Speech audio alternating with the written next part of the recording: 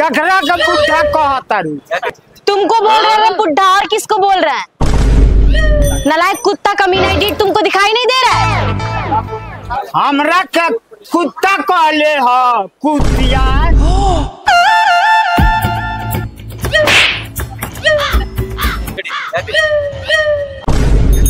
ते हमरा बाबा पर थप्पड़ मार ले कुतिया। बाबा का हो? तारा के थप्पड़ से मरलस, ये थप्पड़ के जवाब दे दनी। हाँ कह तो गियर में ले ली। हाँ ले नाती, हमें हकरा के ले तानी।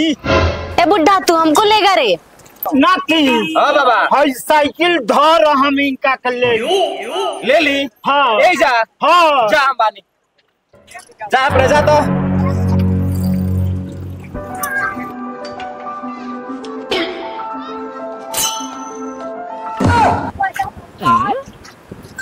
हाँ?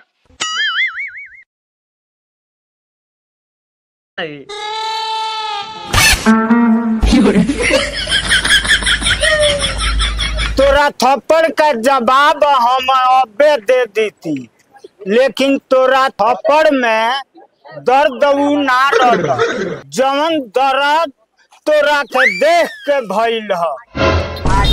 बाबा हाँ केने दर्द भइल बा हो? अरे तारा से का कही नाती, हमार दिल तो फाड़ देले बिया। दिल फाट गई? हाँ अच्छा ढाक के रखा, सिया जाई। हाँ भगवान तो तहरा के ऊ बनौले बड़े कि अरे बाप रे बाप। आए है ठीक कला बाबा। हाँ। लोग के देख के मुअल आदमी भी जिंदा हो जाई प्यार करे खतरा। हाँ